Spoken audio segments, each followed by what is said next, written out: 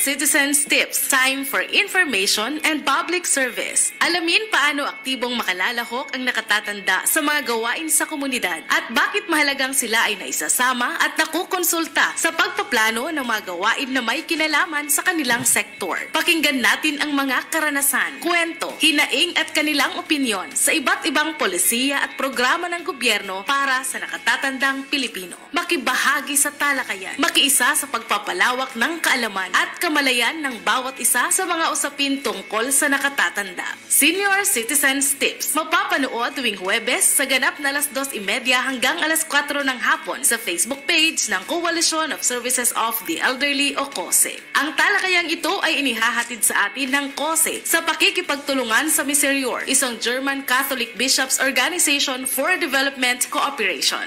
At ngayon, narito na ang bagong episode ng Senior Citizens Tips.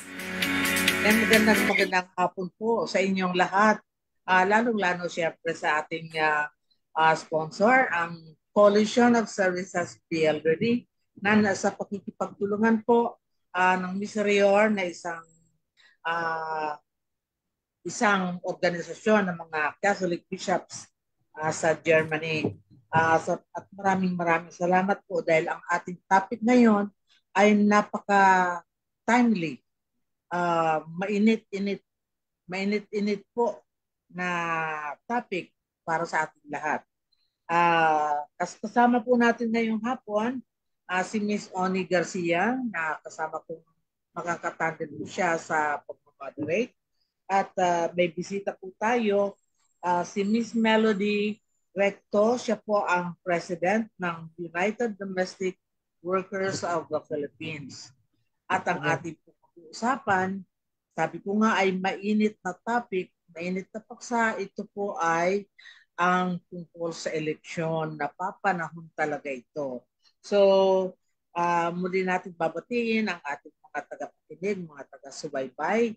Huwag po kayong maghihinawa sa pagpakinig at saka maaari po ay sumali kayo sa ating talakayan.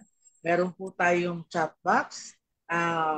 Magbigay po kayo ng inyong komentaryo para ating nababasa at napag-uusapan dito sa ating talakayan. So, bibigyan po natin ng pagkakataon. Yun nga pala, I'm sorry, hindi ko na ipakilala ang sarili. Ako po si Nanay Salve.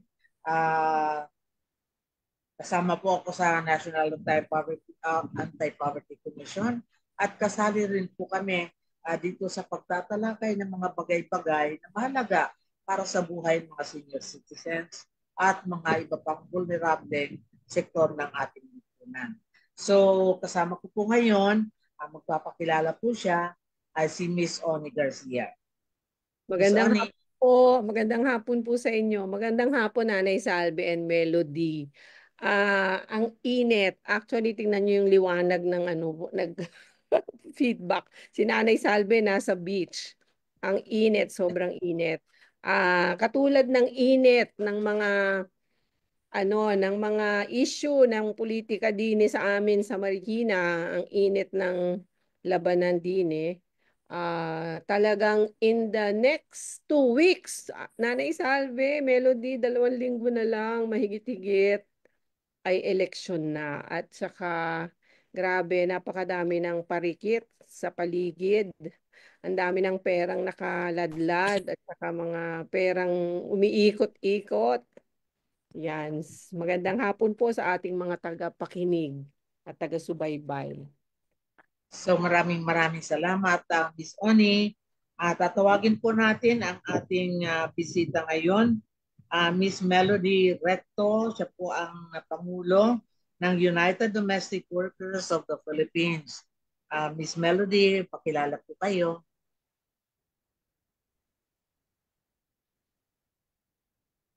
Unmute, Miss Melody. Baka naka...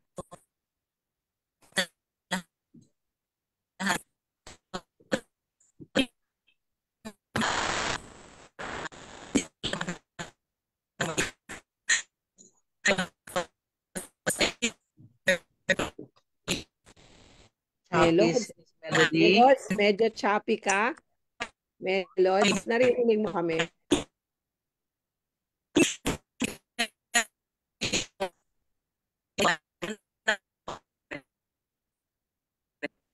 Ah, Melody, medyo ma-choppy, paulit naman. Meron ka bang may earphone ka ba? Baka kailangan natin ng earphone para mas malapit. Opo, opo, opo. Ano yung kasi medyo may inahangin kasi itong background ko eh. Hangin. Sige, paano ba natin aayusin yon para Meron ba mas makakatulong malinaw? dyan sa iyo, Miss Melody? Kasi sayang, kailangan natin lumipat naroon. ako ng lugar. Ay. Lumipat ako ng lugar. Naririnig na po. Ayan. Okay na, okay na. Narinig ka na. Sige. Oh. Ay. Miss Melody.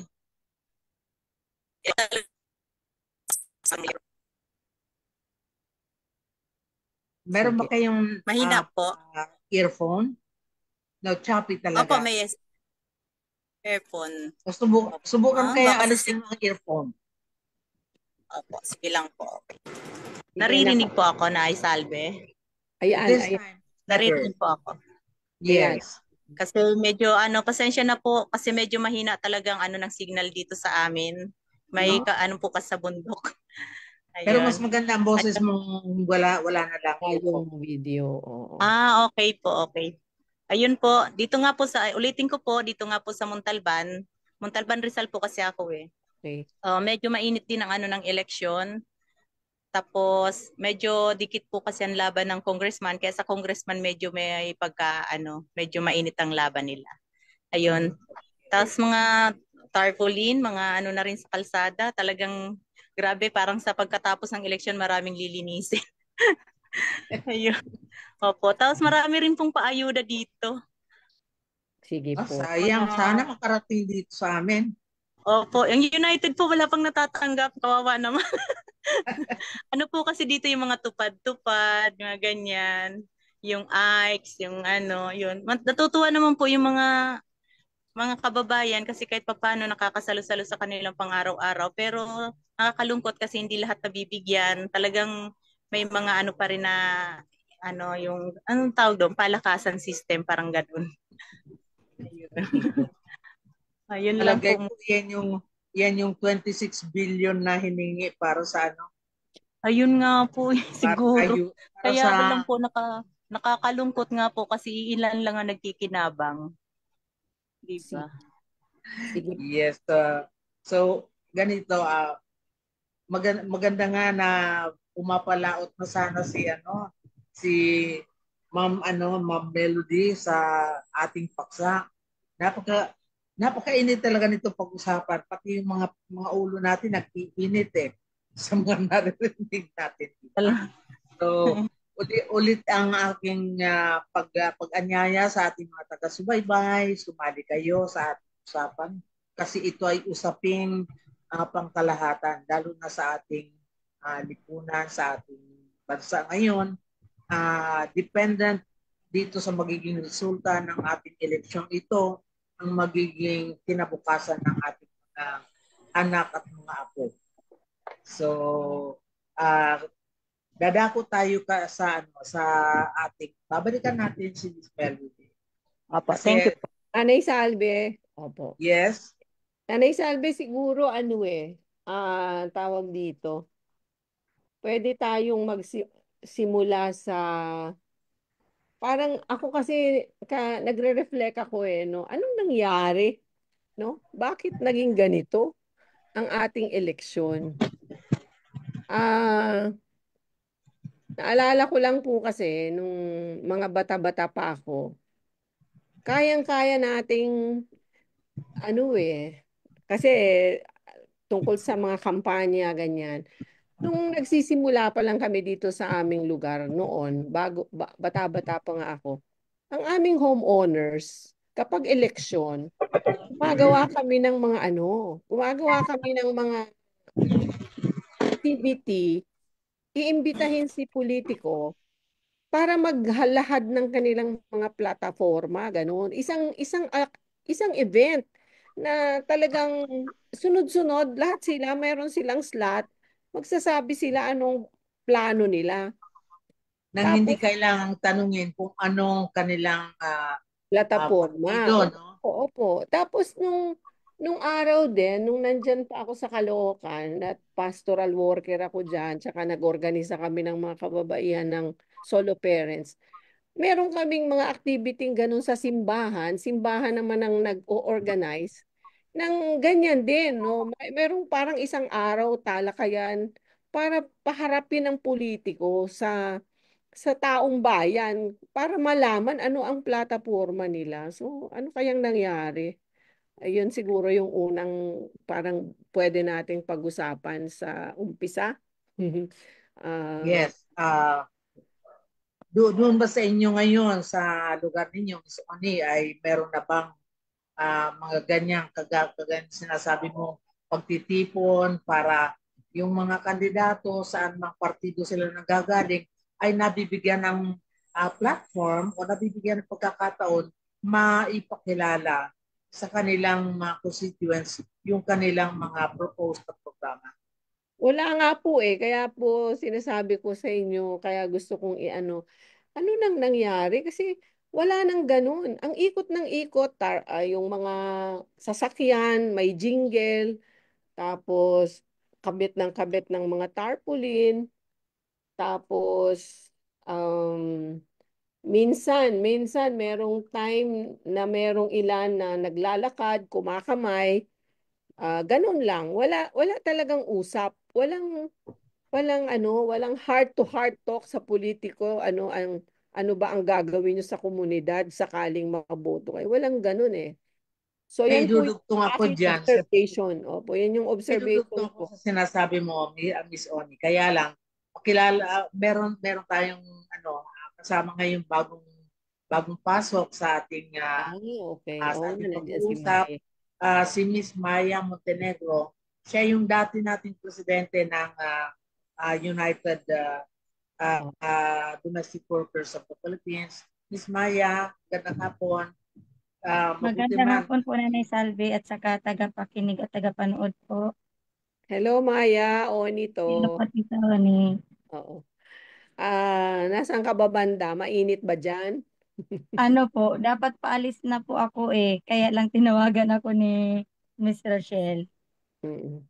Oo, Sige. kasi problemado kami sa Wala si connection. Kapuroy. Oo, si Kapuroy sanang ka-tandem ni Nanay Salve. Wala Apo. siya. So, ano tayo? All women cast pala ito.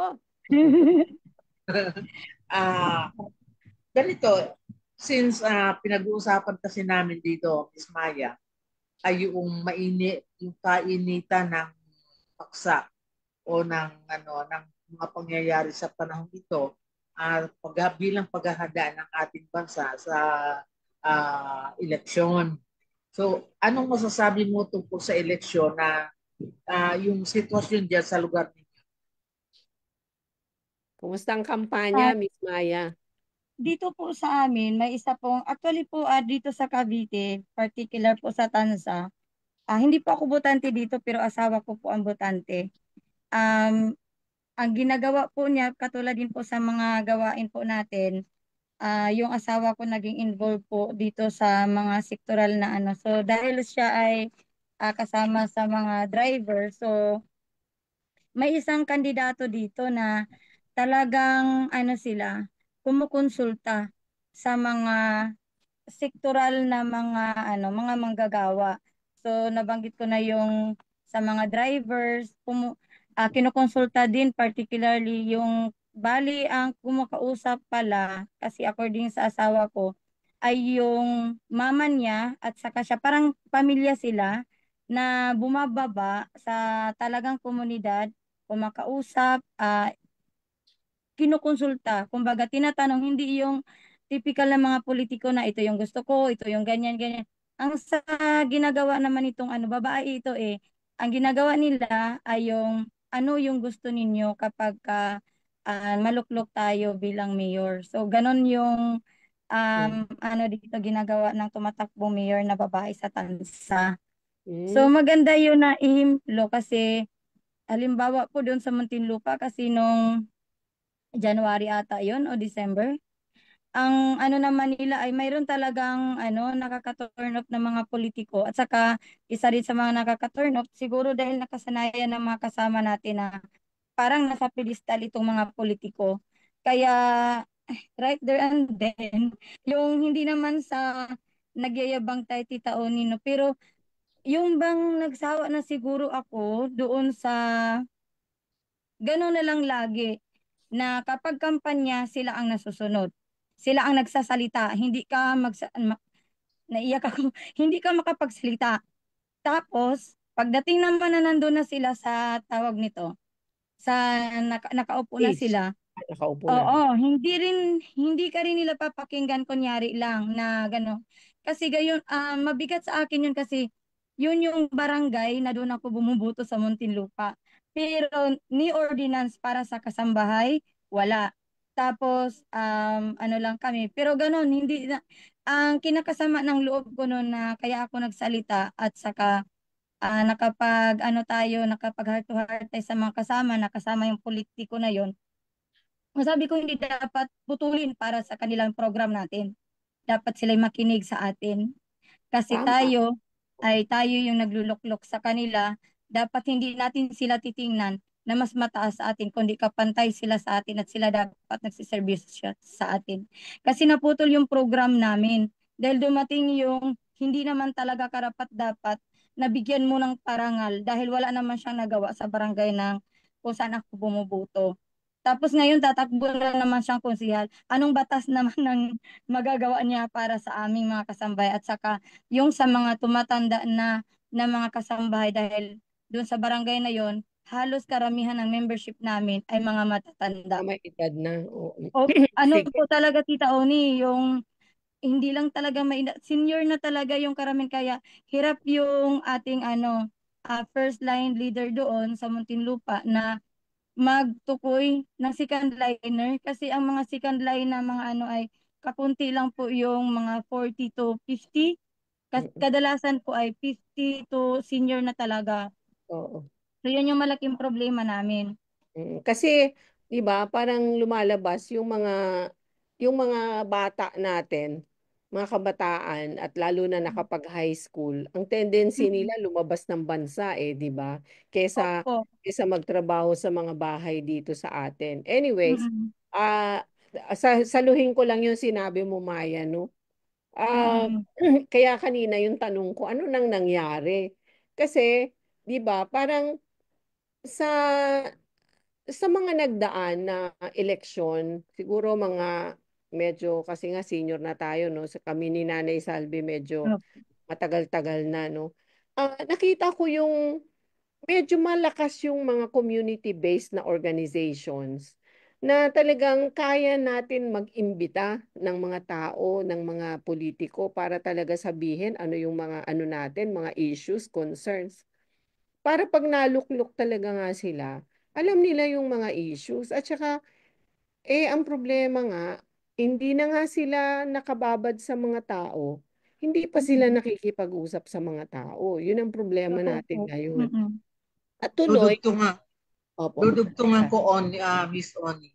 Yung sinasabi mo, nag-iba ang practice ng kampanya.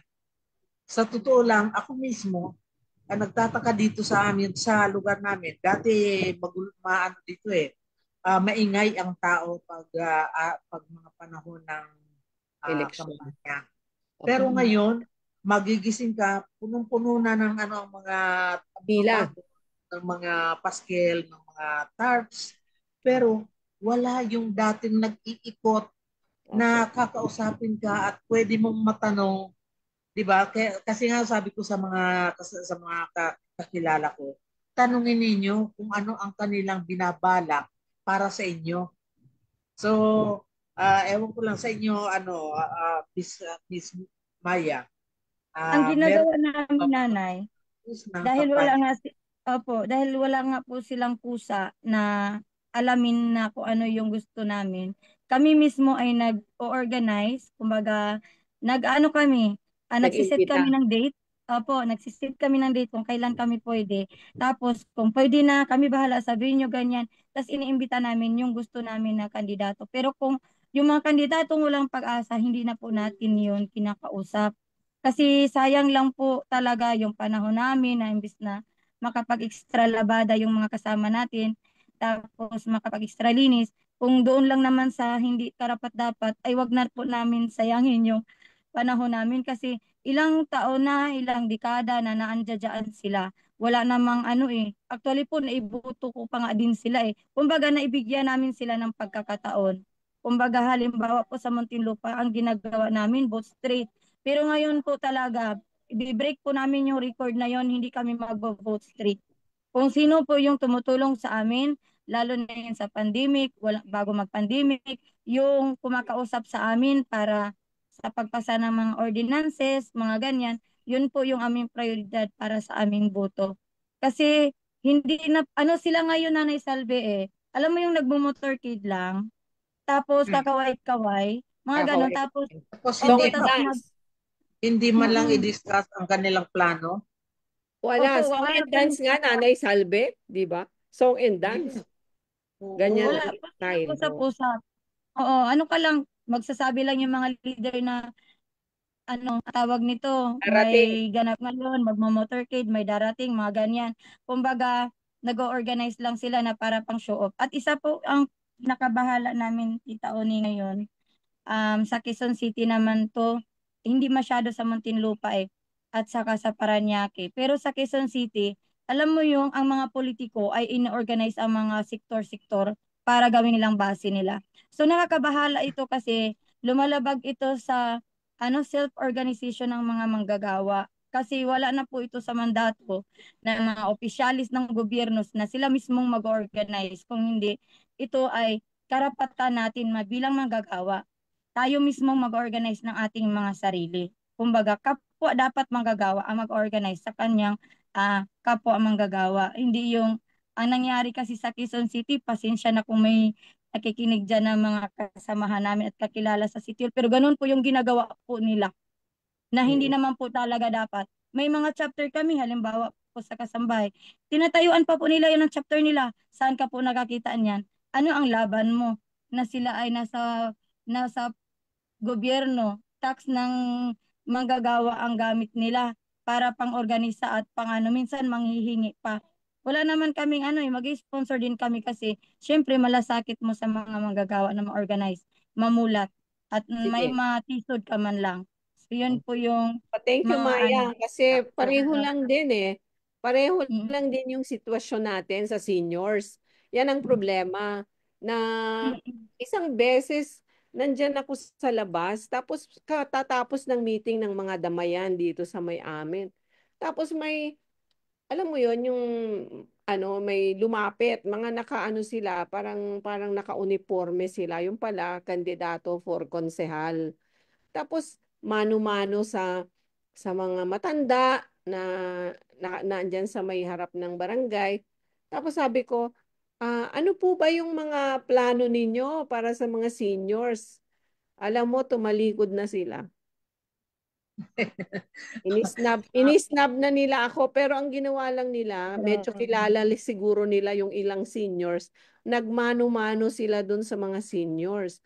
Pero ako, hindi ako mm. nagpamano. Instead, ang tinanong po, ano po bang mga plano ninyo pag naboto, pag nanalo kayo? Ayan, Opo, opo. wala, hindi Wala, na sila sumagot. malaki na talagang ipinagbago ng pamamaraan ng kampanya.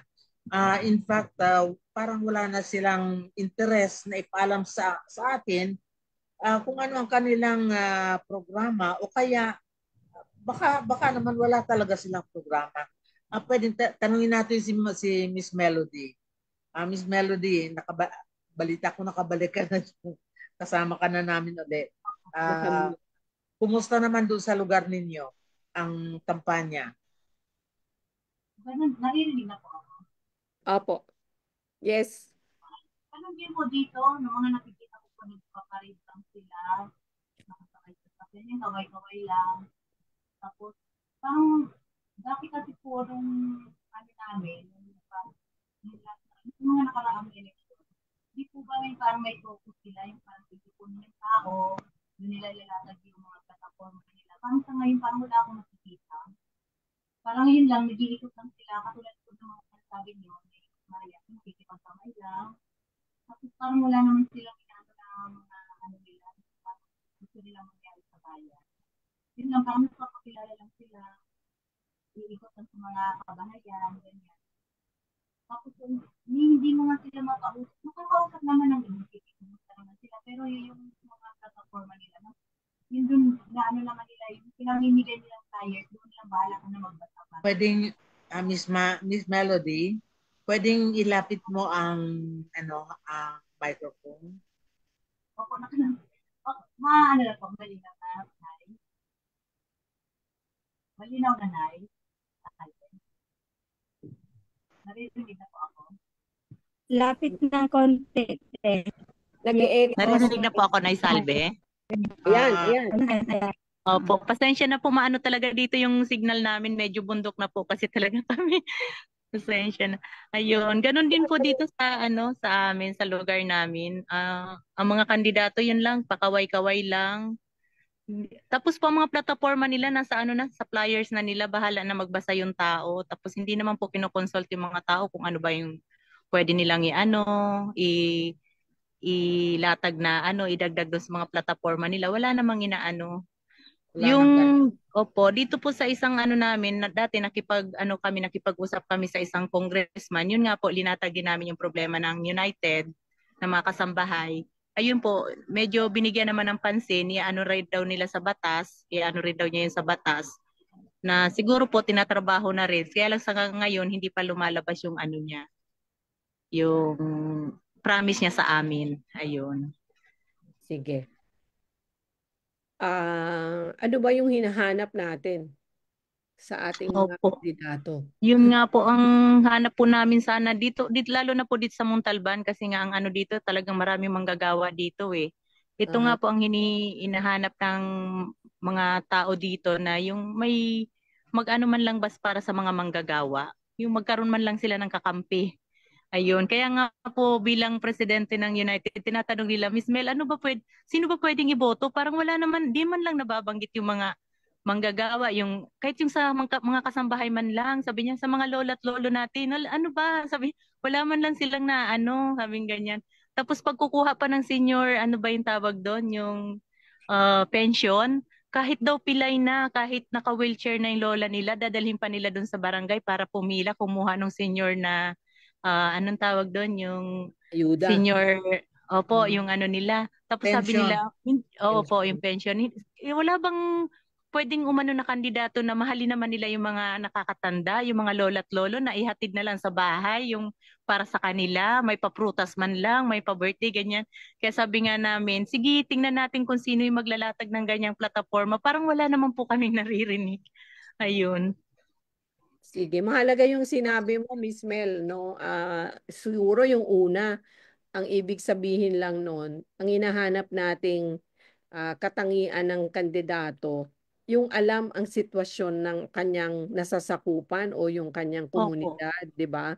Kasi katulad nung sinabi mo, konkreto sa senior, sa manggagawa. So yung mga sektor na nandyan, dapat sana alam nila yung kalagayan, di ba? Para Opo. kung ano Ko naman po sana. Opo, sabi ko sana nga sa mga nagtumatakbo, ba't hindi sila makipag-usap sa mga sektor ng manggagawa katulad nung 'di ba, sa mga magsasaka, sa mga katulad naming mga kasambahay para alam nila kung ano yung pwede pa nilang maitulong sana ganun, 'di ba? Sige, so yung sinasabi mo, alam sana nila yung sitwasyon. Kung hindi man nila alam, makipag-usap sila, 'di ba? Yun yung isang pwedeng gawin. May isang konsyal po dito sa Montalban na nakipag-usap sa amin nung Kasambahay Day. Kinausap po kami kung ano yung mga nararanasan namin, yung nagiging problema ng kasambahay. Ayun, medyo po siya ng konti kasi doon daw siya magpo-focus sa ng mga kasambahay. Tsaka yung sa mga ng mga lola, yung mga nakakatanda na yun nga, kahit hindi pa raw siya nakaupo, talagang ginagawa na raw niya na yung paminsan-minsan daw ililibre niya ng sini, mga ganyan, yung matatanda.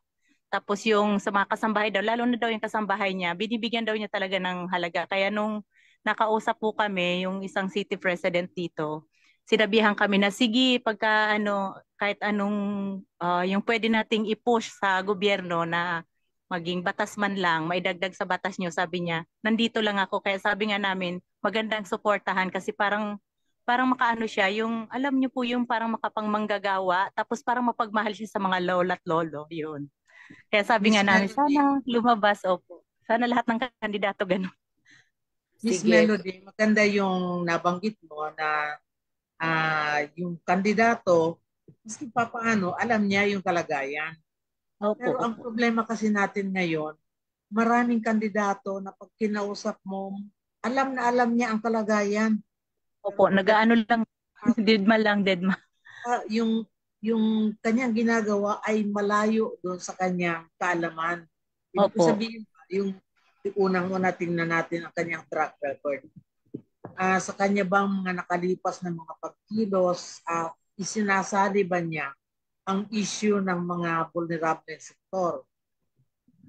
O kung hindi man, meron ba siyang plano na isagawa ang mga programa niya? Diba? Opo. Dahil ang nangyayari, puro lang pangako, puro lang mga, ito ang gagawin ko, alam na alam ko, kilala ko kayo, alam ko ang kailangan ninyo.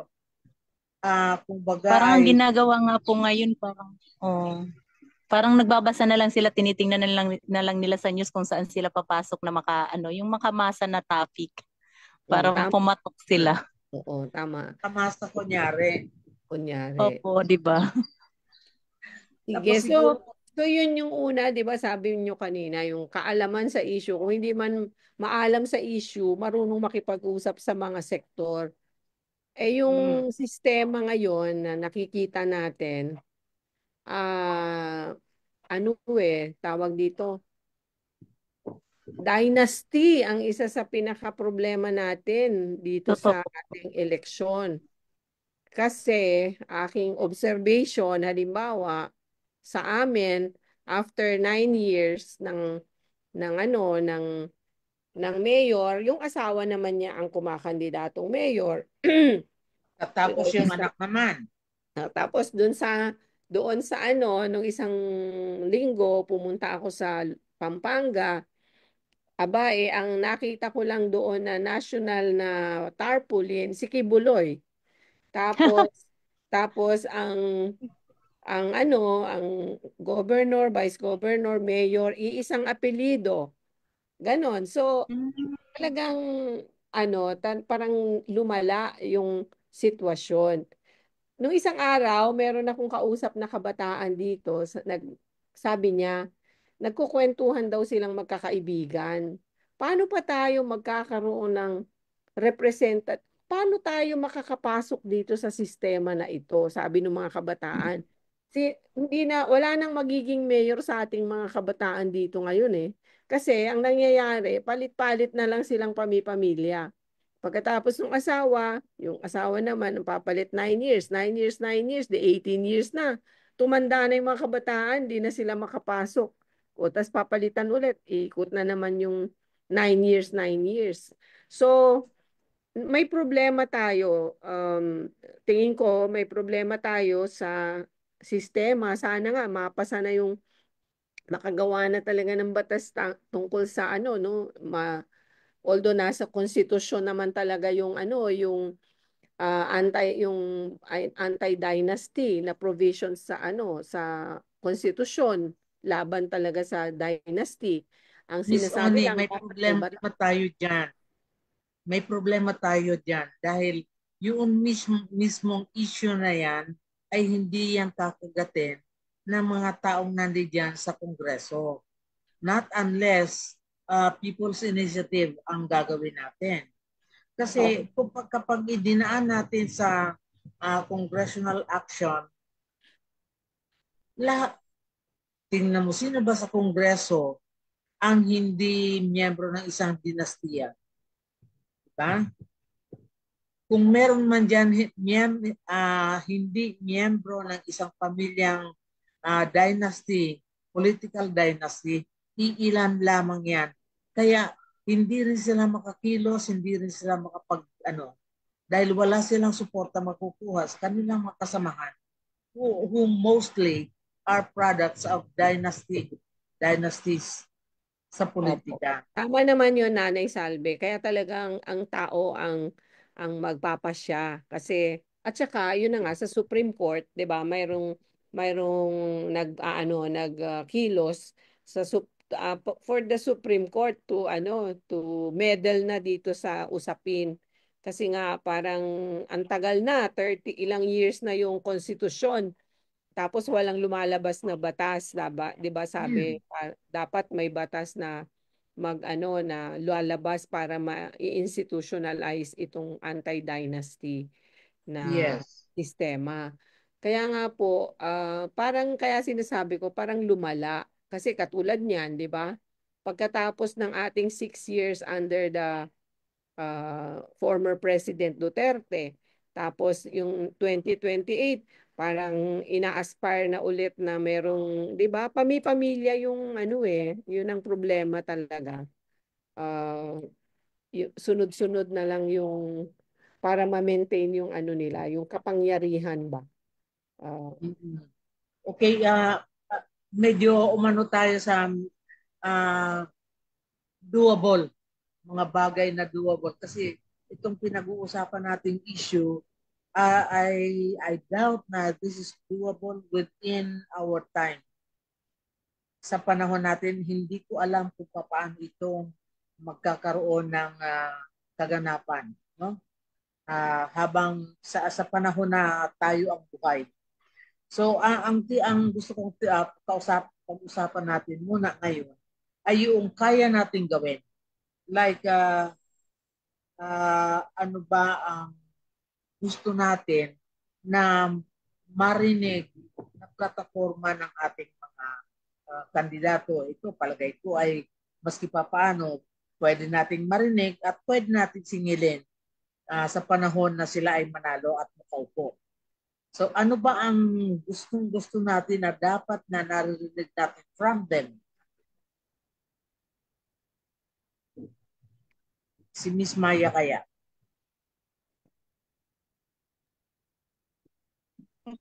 Bago ako yung mag-tuloy serve kasi online, lagi may reaction sa batang kanila para sa sinasabay orange. Binasa kanila yung mga to sa kanila. Halimbawa yung pumunta ata siya ng Bulacan. So, May choppy ka, May. Choppy ka, May. So, ingay sa social media yung action tubig. Gusto na tubig. At saka ayaw namin yung family nyo na dahil so, sa akin lang kung tuloy-tuloy action ng mga family ng mga yan tungkol sa usapin ng dynasty, mas maganda at least nag-uusap ako. Hindi man action na mabase sila yung nakaupo ngayon sila bakit nila pero mga ay mag-uusap. Miss Maya, parang Choppy, May. Choppy. Oh, na ano din yata ang connectivity mo, Miss Maya?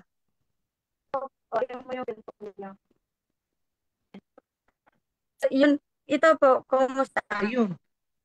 Oh. Ayan.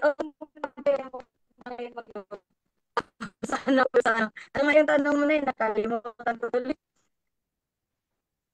Alisin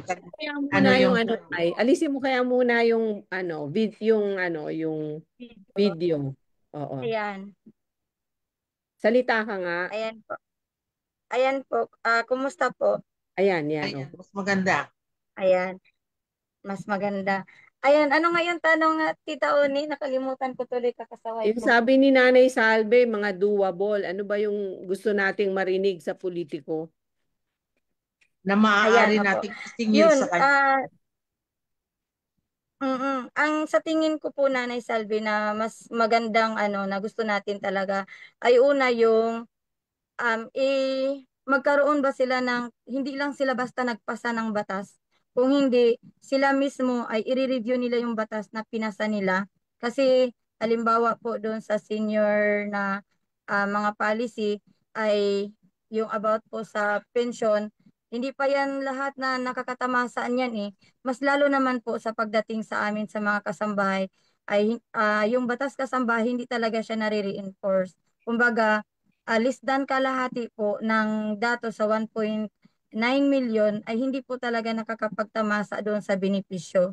Tapos yung sumunod ko po na gusto kong kung sila yung gusto nating marinig na ipangako nila sa atin ay yung magpasa sila ng batas na pantay. Yung lahat naman tayo mamamayan, lahat tayo nagbibigay ng tax, lahat tayo may kontribusyon maliit man na malaki sa ating bansa ay dapat ipasa na nila yung Universal Social Pension at isa yun sa kanilang mga prioridad. Kasi ito po yung matagal na inaasam-asam ng lahat ng mga nakakatanda. Hindi lang yung sila ay yung prioridad dahil sila ay hindi nakakapag bigay ng ng kanilang contribution sa SSS, wala silang pension kung di lahat na universal, 'di ba po, yung kahit na yung sinasabi nila na hindi siya kasali kasi may pension sa SSS, hindi siya kasali kasi survivor siya ng asawa niyang namatay. Magkano lang naman po yun at saka yun ay pinaghirapan ng mismong manggagawa. Kaya sila nagkaroon ng pensyon. At iba yung serbisyo, iba yung benepisyo na galing talaga sa kaba ng bayan, galing talaga sa gobyerno, galing talaga sa inisyatiba ng ating mga leader na mga namumuno. So yun yung ah, yung para sa akin at saka sa aming mga kasama din ni Ate Mel, yun yung aming prioridad eh. Yung tinitingnan namin na pagka kami tumanda na, at saka yung kasalukuyan ng mga kasama namin matatanda, sana man lang maabutan nila yung pinaglalaban natin. At saka pagtanda namin ni Ate Mil, ayaw din namin na ito pa rin yung pinaglalaban namin. 'Di ba? Na ilang dekada na ito pinaglalaban ng mga matatanda. Tapos after 17 years, ipaglalaban ko pa rin ito. Yung ganon. Ayun Sige. lang po. Sige. Habang Salamat, panahon Aya. maglalaban. Parang Ah, parang ang buhay natin ay isang malaking digma. Simula't simula, nakikidigma sa walang buhay. walang katapusang labanan. Pero naalala ko lang bigla, Nanay Salve, kasi 'di ba ang iboboto natin ay mga dalawang level di po ba? Yung senador at saka mga kongresista, sila'y gagawa ng mga pulisiya at batas. Yan yung yung sa ibaba na iboboto nating mayor, vice mayor, etc. Ordinansa. Sila naman yung mga executive, sila yung tagapagpatupad. Although, meron din silang mga kapangyarihan na gumawa ng mga Pulis. ordinansa sa mga city at saka sa mga nila nasasakupan. Naalala ko lang bigla, Nanay Salve, yung sabi mo doable. Nung nung nag-oorganisa kami ng mga solo parents tsaka mga manggagawa sa Caloocan noon, alam nyo ba na isa sa naisulong namin na sa pagsisikap ng mga babae sa komunidad namin sa barangay, beer house free kamarin. Yan ang aming isa sa advokasya ng kababaihan kasi nakakasira sa pamilya yung mga beer house. So, naging advocacy, walang tatayong beer house dito sa ating komunidad. Although may isang nakatayo na, wag nang dagdagan yung mga beer house, lalo na yung malapit sa mga paaralan. So, yan yung isa sa konkretong, kumbaga, dahil sa lakas ng organisasyon ng mga kababaihan at ng mga manggagawa sa komunidad para i-promote yung ng pamilya, 'di ba? Wala nang bisyo diyan sa komunidad, lalo na sa kababaihan dahil may mga beer house, syempre may mga babae doon na nagpapabayad, 'di po ba? So, yun yung isang level. Merong pang-ordinansa sa komunidad at merong pangbatas na national na ginagawa sana nung Kongreso at Senado. Kaya halimbawa sa atin sa senior citizen, ah, kailangan maliwanag din ano yung dala-dala pati natin. O sila maluluklok, sana makapili tayo ng mga tamang ano, hindi lang yung namimili ng boto, hindi lang yung nagbibigay Yeah. ayuda sa panahon na ito, pero tayo mismong mga organisasyon at mga mga samahan na involved sa sektor, kailangan maliwanag sa atin ano ba yung dala-dala nating issue. So sinabi ni Maya, magka-connect yung kasambahay at senior na sana yung universal social pension dahil sobrang liit. Sa karanasan ko nung na-hospital ako, may pension ako pero may PhilHealth din ako, di po ba? May senior citizen discount. Pero napakalaki pa rin ang binayaran ko out of pocket dahil walang kwarto ang ospital na mura. Ang meron yung napakamahal na kwarto. So napakamahal ng binayaran. Yun yung isa, no? Yung social pension, maliban pa doon, tingin ko para sa akin sa senior citizen, kailangan talagang i-advocate natin na wala nang babayaran ang mga senior. May senior discount, may PhilHealth. Sana wala nang babayaran kung mako-confine ang mga senior. So yun yung Yes. pangalawa. Tama Pangatlo, ka. opo. Pangatlo, yung magkaroon ng mga ano talaga, mga ward sa ospital para sa senior. Kasi makikipag-agawan pa tayo doon sa kulang na nga yung mga kwarto, tapos makikipag-agawan tayo doon. Mas marami at mas mahirap para sa senior maghintay. Imagine 24 hours sa wheelchair. Naghintay ako sa wheelchair para maghintay ng mas murang kwarto. Tama ka, Oni. Tama ka yung tungkol sa yung tungkol Ward. sa ward. In fact, for the information ng ating mga tagapakinig, ang ating batas na Republic Act 1994 ay merong provision na obligado ang lahat ng mga government hospitals na maglaan ng isang kwarto na i-develop nila ito bilang Geriatric ward. bilang geriatric ward. Ang problema lang kasi kaya hindi ito na naisasagawa o naisasakatuparan is that meron ngang kwarto na naka-devote para diyan sa sa geriatric ward pero walang geriatric professional na hahawak o kaya tatao diyan sa ward niya. So masalimuot po yan. So bahagi ng magiging responsibilidad dapat ng ating gobyerno ay makatulong na maengganyo ang mga taong kumukuha ng health courses to go into geriatric health o kaya geriatric courses. Nasabi ko nga, kung pwedeng gawin ba ito na isang parang required subject para sa lahat ng mga health courses, kahit doktor, kahit nurse, kahit PT, kahit x-ray technician, lahat ng mga o kahit mga midwives, lahat ng mga courses na patungo sa pagdevelop ng pangkalusugang serbisyo. Kailangan first thing sa kanilang first year ay maisama sa kanilang curriculum yung tungkol sa geriatrics. But meron din akong gustong anuhin pa na napakahalaga kasi na meron tayong kinakausap o meron tayong tao diyan sa Kongreso at saka sa Senado na nakadevote din na may malasakit at merong commitment para sa kalagayan ng ating sektor. Kasi iba yung maraming nagkakampanya tapos sasabihin, ay ako, itong mga nanay ko, itong mga lola ko, ganyan-ganyan, no? Pagdating ng oras, hindi na nababanggit kung ano yung kanyang binanggit sa kanyang kampanya.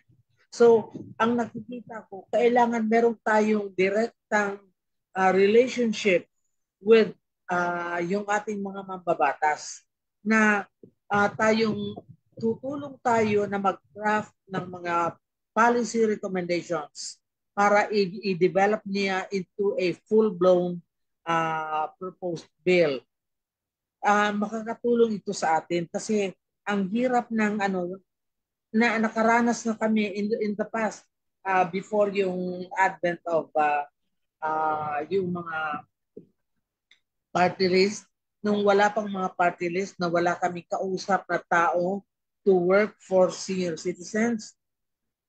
Puro lang pangako, pagdating ng oras, wala na, nakakalimutan na yan. So, mahalaga. Gusto ko rin iyan ito, even for Maya and for this melody, baka po pwedeng lumapit kayo. Huwag na tayong maghintay ng yung mga nagkakampanyang na umiikot lang, na hindi tayo kinakausap, kakawayan lang tayo. Mas mabuti yung bumisita kayo sa isa sa mga alam nating may puso para sa mga tinatawag nating vulnerable sectors. Baka sakaling kapag nalaman niyang kayo ay organisado, tayong mga seniors ay organisado, ay baka sakaling makuha natin siya. Di ba? To commit for us. Also, gusto ko rin na mukhang naaano tayo sa national, naka-focus tayo lagi sa national. Nakakalimutan natin na malaking bahagi ng ating laban dapat ay naibabahagi natin, na-focus din natin sa local government. Napakalaking tulong, napakalaki ng magagawa ng local government kung sila mismo ay merong mga ini-implement ng mga programs sa kanilang level. Kasi once it is already being implemented in the local, yung national, madali din nating maengganyo to do something about it. Pero Nanay Salve, opo. Nanay Salve kasi nga, dalawang level nga po, di ba? Yung una, yung ating sa national, kasi doon yung mga batas, kumbaga, while okay yung halimbawa, parang sa Marikina, may mga maayos na pulisiya, bawal hubad, bawal maghubad sa kalye, bawal mag-inom sa kalye sa Marikina. Pero dun sa pagdating sa ginagawa nila sa Kongreso tsaka sa Senado, yung parang siya, nakaka-apekto sa buo pambansa. Kaya maganda din na yung mga issues natin talagang klaro para kung meron yung mga iboboto natin, meron tayong criteria sino-sino ba yung dapat iboboto. So ang iboboto natin ay yung mga taong may malasakit sa mga sektor at sana may konsultasyon, may komunikasyon sa mga sektor, marunong makipag-usap. At saka yung track record na sinasabi niyo na nga kanina, track record, ano ba yung pinagmulan niya? Baka out of the blue, mula sa pagiging artista, bigla na lang gusto nang magpolitika, di ba? Hindi ako kontra sa artista. Pero ibang larangan kasi itong paggawa ng batas at saka paggawa ng mga ng mga yung batas mismo, alam ba nila ang konstitusyon? Alam ba nila ang sabi ni Maya kanina, i-review nila kung meron na.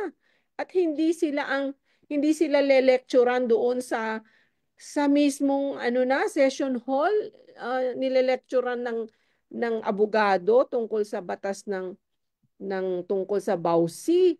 Nandun ka na nga, sana makadagdag. Hindi siya pa yung le-lecturean about issues na nasa batas na. Di po ba? So, gagawin naman dapat ng mga kumakandidato ang homework nila. Kasi hindi simple ang pinapasok nila eh. Napakalaki, nakasalalay, sabi nyo nga, nakasalalay hanggang kaapu-apuhan natin yung mga yung mga batas na makakaapekto hindi lang sa ngayon pero sa mga susunod na lahi. Kumbaga, stepping stone ito. Parang halimbawa yung sa maternity leave na mula sa 60 naging 105, di ba? May tungtungan yung pataas, hindi pa bulusok na ano na kumbaga paurong yung mga batas natin. Dapat paangat, hindi pa. Kaya yung inaasahan ko sana sa ating mga politiko, abay gawin naman nila ang homework nila bago sila mag-file ng candidacy. Alam pa nila kasi ano, sa HR po ako eh. So, 'di ba, pagka merong organizational chart, merong ano yun eh, merong responsibilities and accountabilities yung uupo dyan, yung ire-recruit natin dyan. Meron siyang qualifications, meron siyang educational attainment required. Sa batas natin, hindi na nga tayo mahigpit sa educational attainment. Okay, basta nakakabasa, nakakasulat, okay na yon. Pero, di po ba, yun ngang nagtitinda sa SM, nire-require natin na at least may college, yung mga nag-aano dyan, yung mga nagtatali, bagger Janitor. sa SM, may required education attainment eh.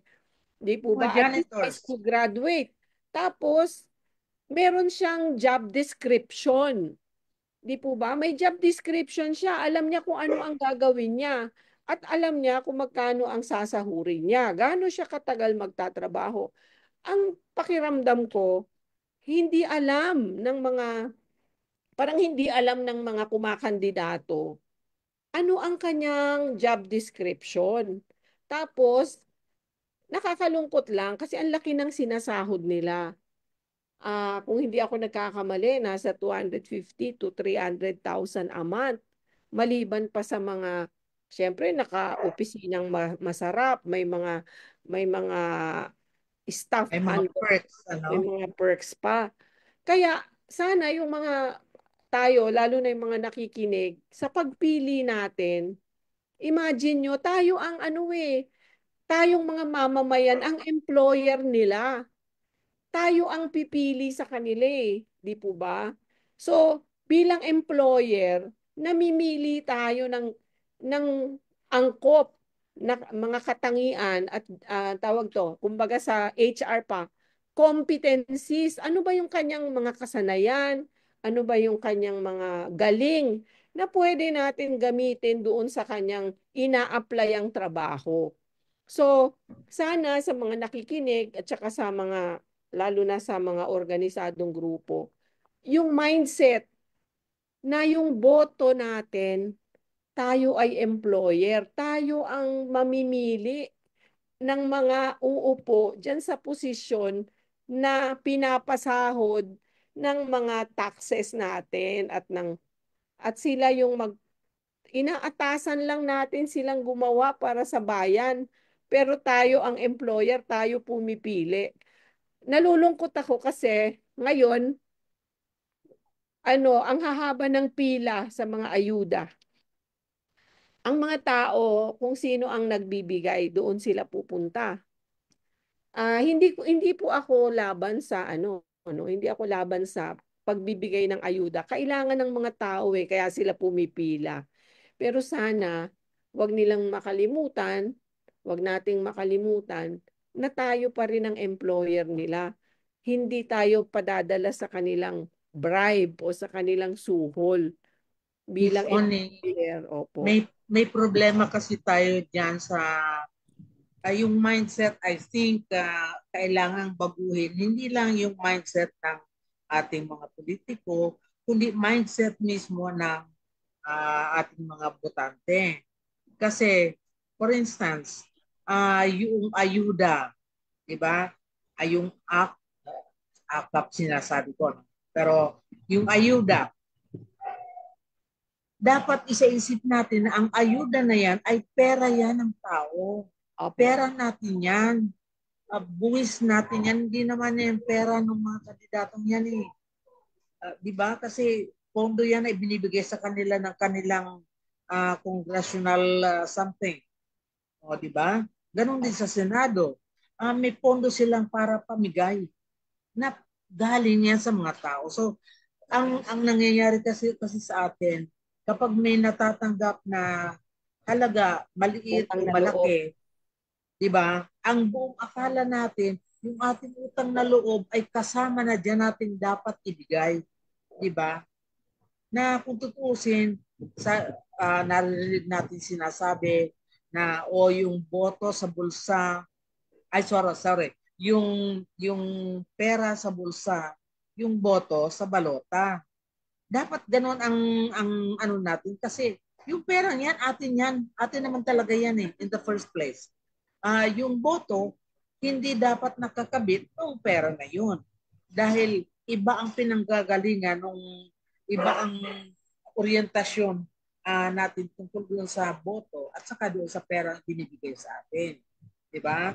So, ang isa pang nakikita ko ngayon ay siguro pag ito medyo may ano rin ako sa artista.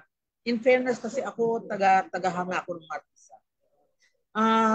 Hindi naman lahat ng artista ay walang alam. In fact, makikita mo may mga mga dating artista na who have been very active ngayon sa Kongreso at saka sa Senado. Meron din mga pagtatataas na ng mga pinag-aralan, pero nagmumukha silang wala rin alam pag sila ay umaakto ngayon sa Kongreso at saka sa Senado. Diba?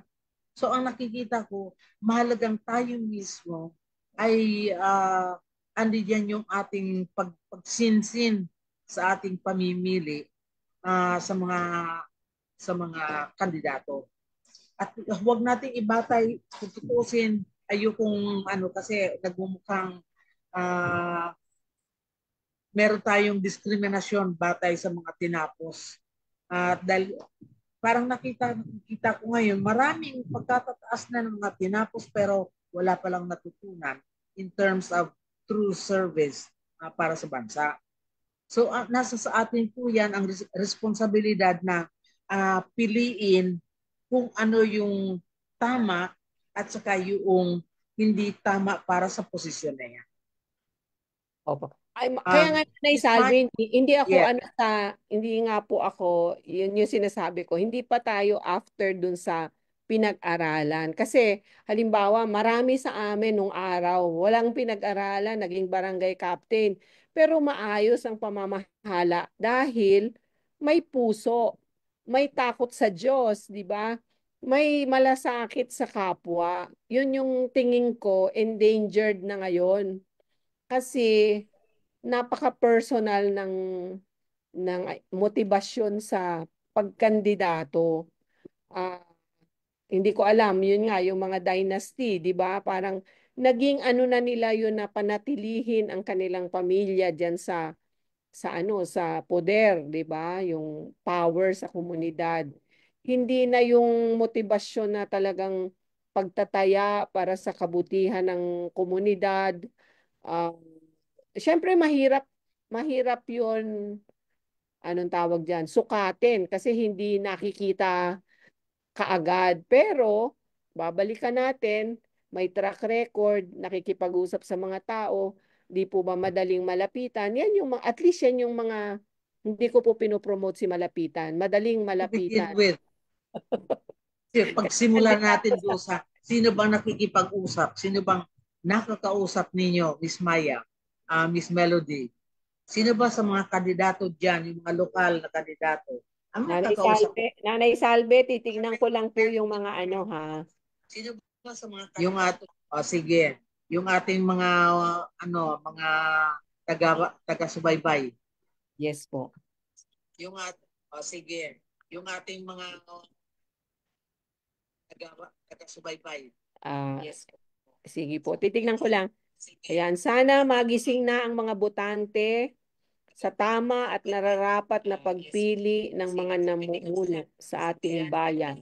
Magising na ang mga botante sa tama at nararapat na pagpili ng mga namumuno sa ating bayan. Hindi porke tanyag ang pangalan, nagbibigay ng ayuda ay karapat-dapat ng iluklok sa pwesto. Kailangan nilang taglayin ang kakanyahang itataguyod ang tungkulin o job description ng nais nilang pwesto. Ayan po. Ang tungkulin o job description ng nais nilang pwesto. Ito po ay mula kay Miss Lily, HR practitioner din kasi siya. Nasa Cambodia si Miss Lily Vargas. Ayan. Kay Miss Lily, practitioner din kasi siya. Nasa Cambodia si Miss Lily Vargas. Ayan. Ang mga tagapanood natin ay nasa Caloocan, North, nasa Northern Samar, si Miss Grace Cardenas. Yan, mukhang dumadami ang ating mga taga-subaybay. Sana lalong dumami ang nagbibigay ng mga komentaryo. Mas ano natin na makisali kayo sa ating pag-uusap. Yeah. San Mateo Rizal, Kamsur, merong mga Caloocan. Yan, salamat po sa mga comments at saka pagsubaybay dito sa atin. Matanong natin ngayon si Miss Melody at saka si Miss Payan. Hindi ko itatanong kung sino ha. O wag tayong magbanggit ng pangalan. Pero meron na ba kayong napili? Hindi ko itatanong kung sino ha. O wag tayong magbanggit ng... Teka, mahina. Mahina yata ang boses. Kanina maganda yung boses ninyo.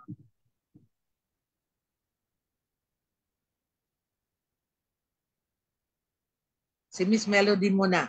Miss Melody, meron ka na bang napili sa Kongreso, sa Senado, at saka sa lokal? Hello po, naririnig po ako, malinaw? Yan, naririnig na kita. Opo. Sa ngayon po, iilan pa lang po sa Senado, parang tatatlo pa lang. Kasi doon ko pa lang nakikita yung parang mga sinusulong ay yung mga plataforma nila, tatlo pa lang. Sa lokal, parang isa pa lang. Kasi yun nga pinag-uusap-usapan namin kung sino ba talaga dapat ang suportahan.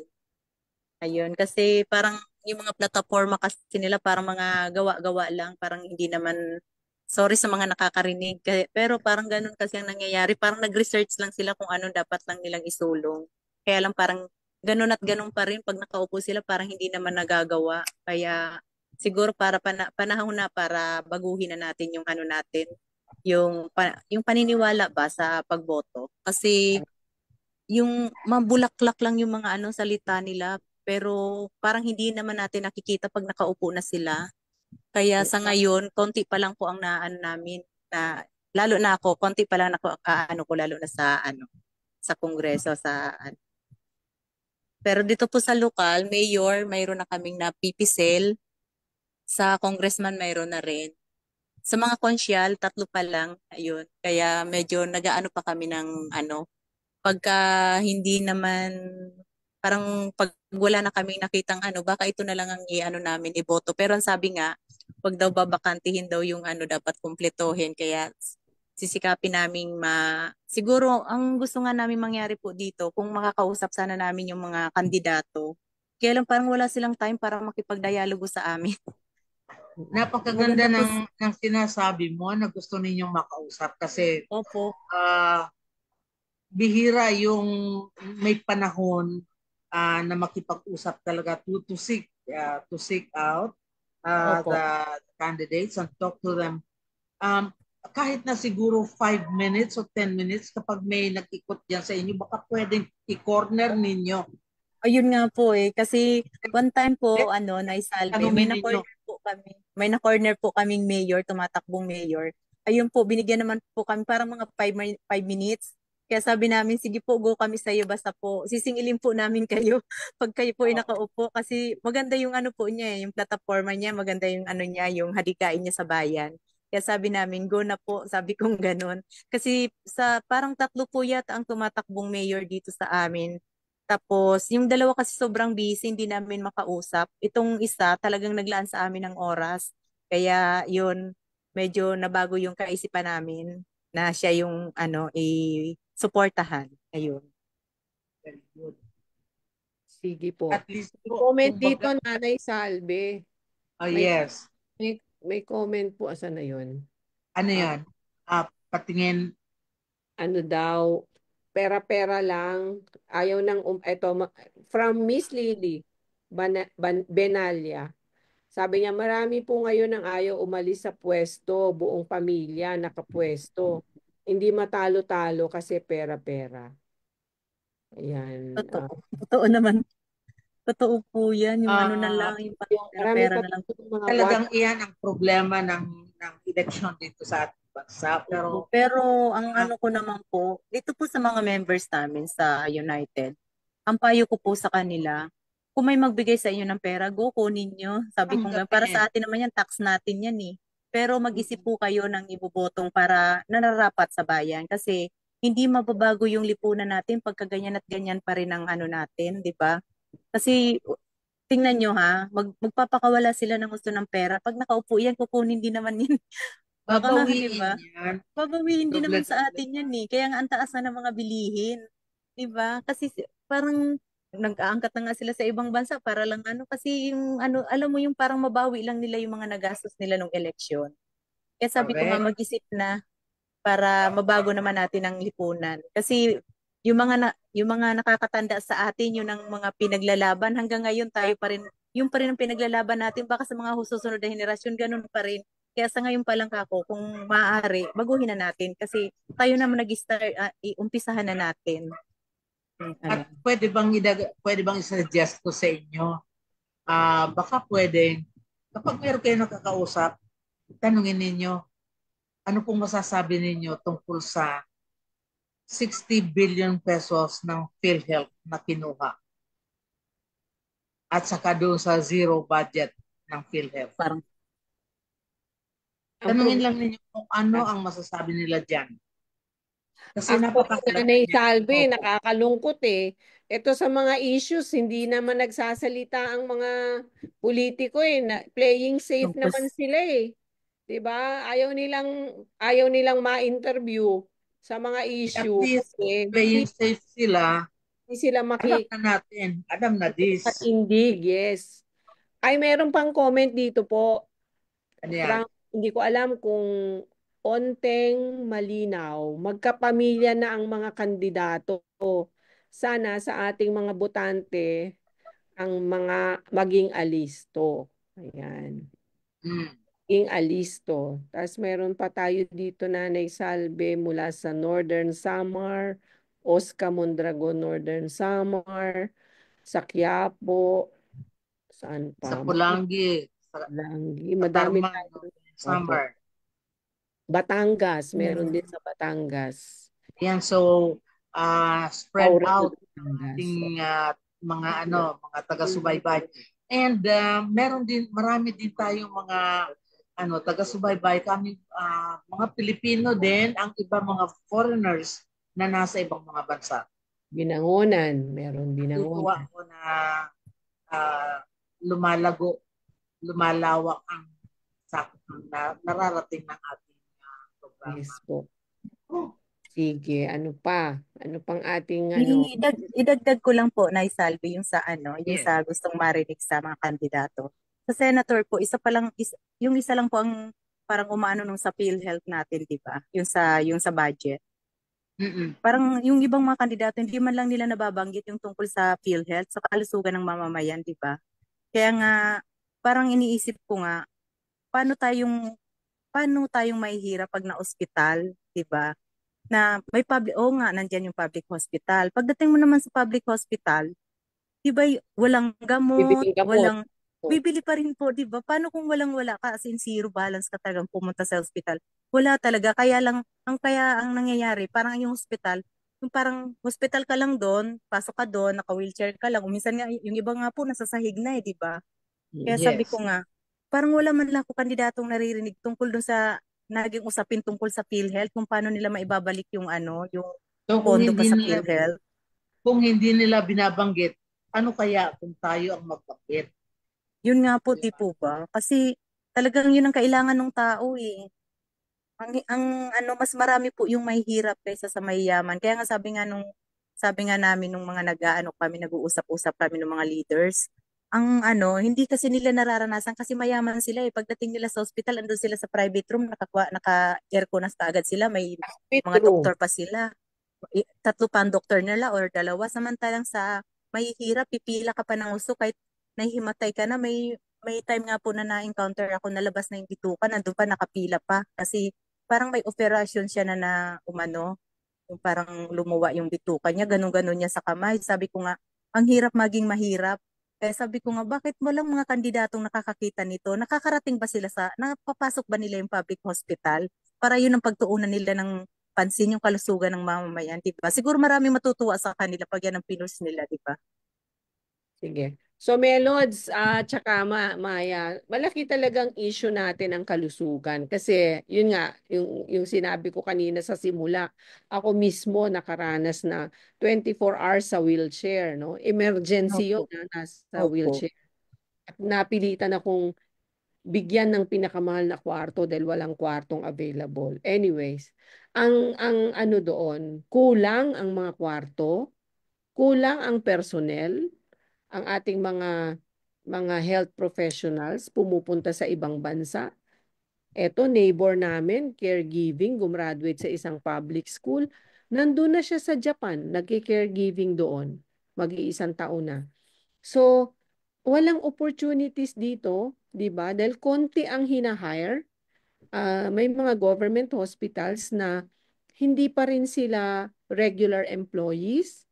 Tapos yung mga hospital, kulang ng facilities, kulang ng rooms, kulang ng dialysis machine. Kaya nga pumipila doon sa NKTI at saka sa iba pang hospital para sa dialysis. Kasi kulang ang mga dialysis. Although medyo tinaasan na ng PhilHealth yung kanyang dati 90 days lang. Ngayon, tinaasan na, tsaka tinaasan na din yung amount per session. Unti-unting tinaasan na. Pero ang ibig ko bang sabihin, talagang marami pa rin dahil mahirap tayo, hindi kaya ang magpa-ospital. Kasi hindi lang naman yung ospital eh, yung magbabantay, kakain, yung yung pasyente, minsan kailangan mo ng pad, kailangan mo ng diaper, kailangan mo ng mga ganyan. Hindi naman yun kasali doon sa ospital eh. 'Di ba? Kadalasan bibilin mo 'yon ng sarili mo, ng personal. Kaya talagang malaking-malaking issue ang kalusugan, ang edukasyon, 'di po ba? Kasi ang gamot, Lalo na sa mga nakatatanda, number one, over and above anything else, ang number one na issue natin ay yung kalusugan. Kahit hindi tayo, kahit yung pagkain natin ay palugaw-lugaw na lang. Di ba? Ang mahalaga ay makaantay ng mga gamot. Pero what happens is, may isa pa tayong yung tinatawag na no balance billing, di ba? Sa mga government hospitals. Kaya tayo pumapasok ng government hospitals dahil we're hoping na implementan nila pati yung no balance billing. No balance billing nga. Kasi ang gagawin, bibigyan tayo ng reseta. Doon kayo sa labas bumili. Di ba? saka yung no balance billing na isalbe, ang problema nga po doon, merong rate ng room. Kaya, di ba, public hospital, tapos yung pinakamurang room ka. Hindi pwede, kasi pagka 2,2 na yung ano mo, beyond 2,000 yung room mo, hindi ka na pwede pumunta sa Malasakit Center. Mga ganon. So, kaya marami talagang aayusin sa kalusugan. Isa po sa priority bill na sinusulong ng CHR ay yung long-term care para sa mga nakatatanda, universal pension, anti-abuse law, yung mga ganyan. Tingin ko yung long-term care at saka yung mga facilities, yung center para sa mga seniors, kailangan yun kasi di po ba, lalo na yung mga senior na mag-isa sa bahay, tapos wala Yes. sila socialization o kaya minsan walang kasama sa bahay tapos nagtatrabaho sa labas yung mga anak, iiwanan sa bahay, walang titingin. Kaya mahalaga, Correct. opo, kumbaga parang daycare facility din, no, sa mga senior kung may ganyan sa mga, although nasa batas na, pero hindi lahat ng LGU nag-i-implement ng senior citizens center. Opo. Ano pa ba? Isa pang bagay tungkol diyan sa long-term care. Alam mo na, 'di ba nag-iiba ang sitwasyon? Noong mga panahon, wala tayong problema na may nag-aalaga sa atin, sa ating pagtanda, sa ating pamilya. Diba? Ngayon, problema na natin yung tagapag-alaga na yan kasi ang karamihan sa mga anak natin lumalabas na ng bansa. Tayo pa nga ang binibigyan ng dagdag na responsibilidad na mag-aalaga ng Alaga ng apo. yes. So, what happens pag dumating yung puntong hindi na tayo makagulapay, hindi na tayo makatayo, hindi na tayo magkagapang. Ang nangyayari, talagang kailangan natin diyan matingkad ang pangangailangan natin ng long-term care. Opo. Kasi Facilities. Opo. kahit na merong facilities, sabihin na natin ang gobyerno ay merong facilities. Nasaan yan? Ang layo-layo. Diba? Kung ikaw ay nasa Visayas, alam mo, dadalhin mo pa dito sa Maynila para lang maipasok doon sa Tanay. Diba? O para maipasok diyan sa Graces sa likod ng SM. SM North. So, ang layo niyan. And then kung meron man naligaw diyan ng mga housing facilities na privately run, masyado naman din exorbitant para sa mga katulad nating ordinaryong tao lang. Saan naman tayo kukuha ng ganong pambayad na 50,000 per month? Naku, wag na lang magpaalaga, di ba? Ang sinasabi ko lang, government should probably initiate parang training programs para sa yung kasi lahat ng pamilya maski pa paano meron yang pwedeng mag-alaga, willing na mag-alaga. Pero ang problema kasi, halimbawa, may anak akong gusto mag-alaga sa akin, dalaga. Pero iiwanan niya ang kanyang trabaho. Di ba? So sa halip na siya magtatrabaho sa labas, aalagaan ako ngayon, wala siyang kikitain. Pag tumanda na siya naman ang kailangang alagaan, sino mag-aalaga sa kanya? Wala siyang pamilya, wala siyang ipon.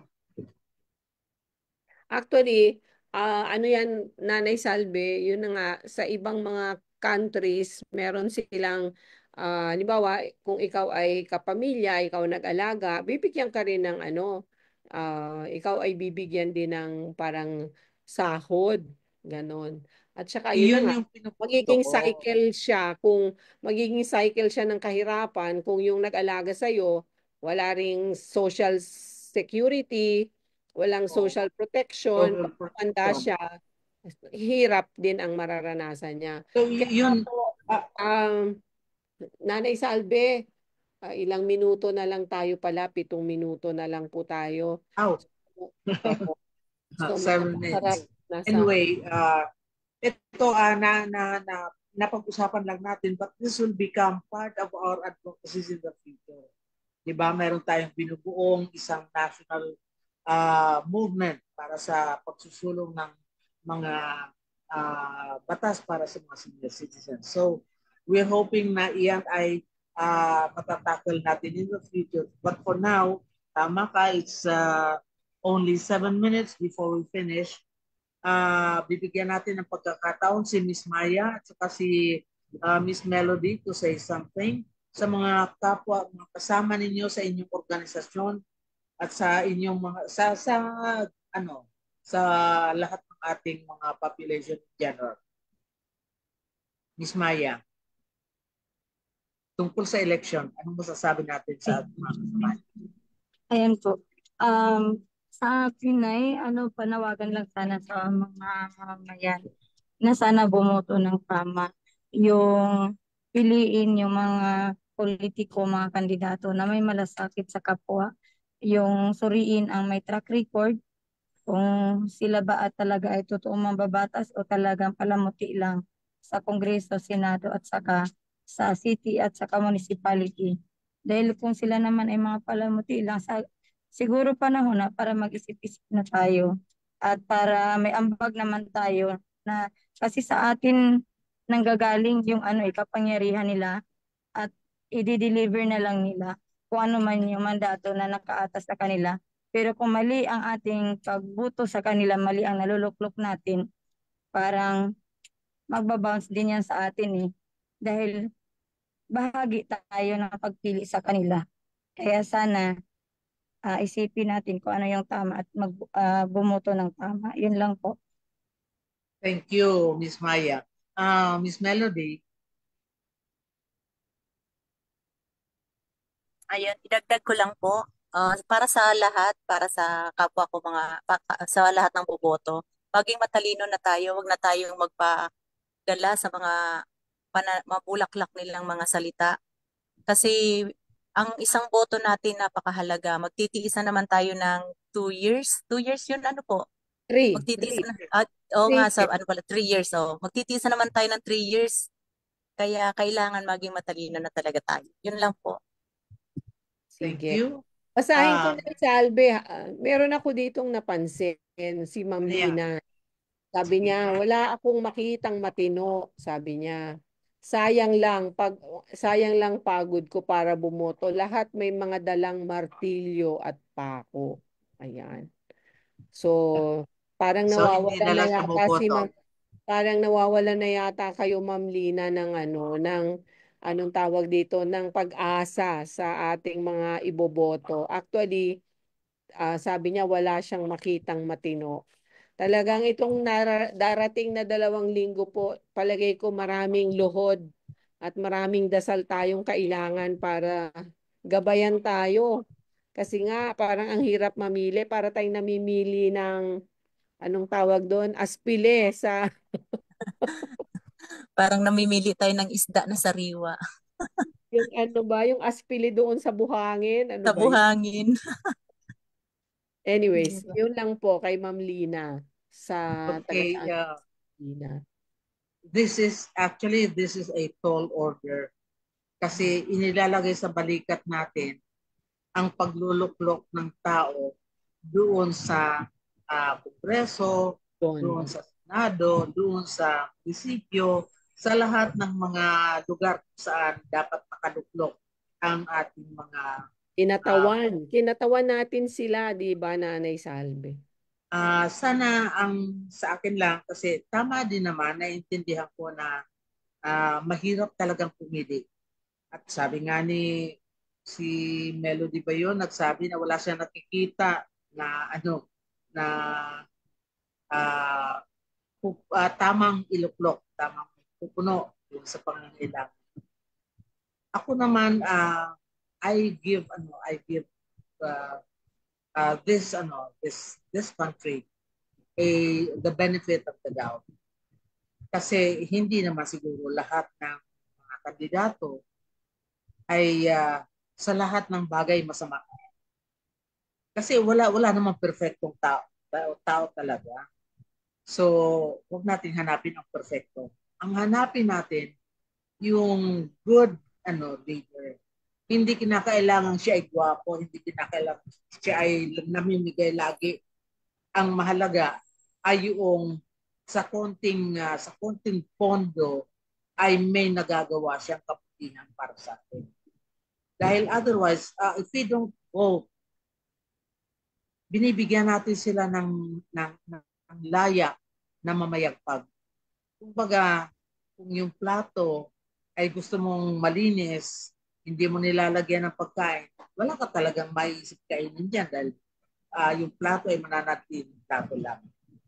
So, ang sa akin siguro double time at saka greater effort to sift the chaff from the grain. Piliin natin ano yung tamang butil, ano yung dapat nating isa-isang tabi. Responsibilidad natin yan. Otherwise, if we if we forget or if we deny our right to vote, tayo ang nagkukulang. It is our responsibility. So, ang ikagaganda ng ating bansa ay nakasalalay sa ating kamay. Huwag nating iasa sa iba. Yung pera, tanggapin, pera sa bulsa, ang boto sa balota.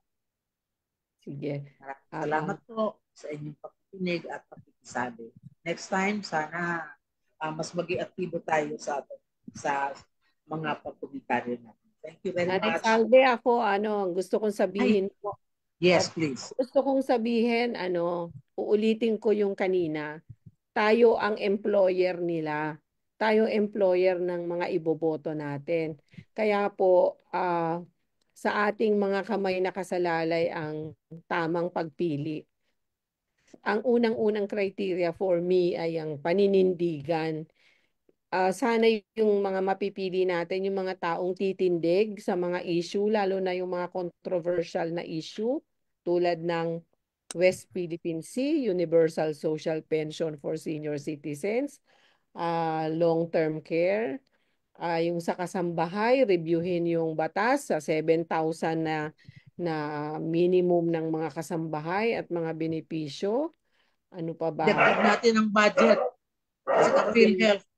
Yung mga budget na dapat ilagay sa tamang kalagyan. Kung may batas tayo dyan, sino ang priority? Edukasyon, kalusugan. So yan yung hindi infrastructure lamang. Kaya po, sa mga nawawala ng pag-asa at saka sa mga napapagod, minsan nakakapagod talaga, opo.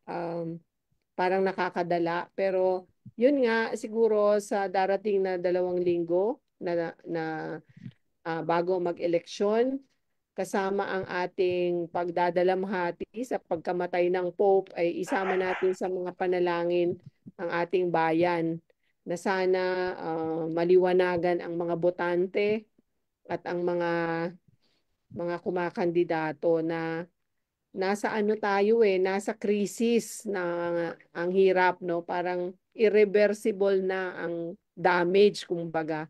Hindi na maibabalik sa dati. Pero sana may magawa tayo para hindi lumala. Yun lang po. Salamat. Thank you very much. Meron po tayong announcement. Ang Coalition of Services of the Elderly o COSE ay muling nagbubukas ng nominasyon para sa 10 ulirang nakatatanda o SUN or SUN Awards for 2025. Maaari pong i-nominate ang isang nakatatanda o senior citizen na may sumusunod na kwalifikasyon. Una, edad na 60 na po at pataas. Pangalawa, hindi siya multi-awarded at hindi pa kinikilala o nakikilala sa international o national na level. Pangatlo, nagsisilbi sa komunidad, organisasyon o tumutulong sa kapwa nang walang hinihinging kapalit o kabayaran sa loob ng 5 taon o higit pa. So, ang nominasyon ay maaaring gawin ng isang organisasyon, grupo o individual na kanyang pinagsisilbihan o nabigyan ng inspirasyon at hindi ng kanyang pamilya, kamag-anak o sarili. Huling araw ng pagpasa ng nominasyon ay 5 ng Hunyo sa 2025. Para sa karagdagang impormasyon at nomination forms, magpadala ng mensahe sa Coalition of Services of the Elderly at saka sa Facebook page o kaya tumawag na lamang sa 02-8374-6416. Okay, so bukas po ito para sa lahat ng mga samahan para mag-nominate kayo. Basta naka5 taon na ng pagsiservisyo, hindi kinakailangan presidente. Kasi yung ibang akala, presidente lamang ang pwede na lang i-nominate. Kahit hindi siya naging presidente, pero kung siya ay naging masigasig at masipag, i-nominate po natin. So, muli po, nagpapasalamat tayo sa Coalition of Services of the Elderly sa Misereor para sa pagtataguyod ng programa natin na Time for Information and Public Service para po mabigyan tayo ng higit na malawak at malinaw na kaalaman tungkol sa mga bagay-bagay na nangyayari dito sa ating lipunan, kaugnay ng mga vulnerable sectors, hindi lamang sa mga seniors, kundi basta po mga vulnerable sector, inaasahan natin na matutulungan ng ating gobyerno. Maraming salamat po at muli inaanyayahan namin kayo sa mga susunod na panahon at subaybayan po ninyo. Salamat po. Salamat po. Bye-bye. Bye. Inyong napakinggan ang isa na namang episode ng Senior Citizens Tips Time for Information and Public Service. Ang programang tumatalakay sa mga karanasan, kwento, hinaing at opinyon ng nakatatanda tungkol sa iba't ibang polisiya at programa ng gobyerno para sa kanilang sektor. Senior Citizens Tips, mapapanood tuwing Huwebes sa ganap na 2:30 hanggang 4:00 ng hapon sa Facebook page ng Coalition of Services of the Elderly o COSE. Ang talakayang ito ay inihatid sa atin ng COSE sa pakikipagtulungan sa Misereor, isang German Catholic Bishops Organization for Development Cooperation.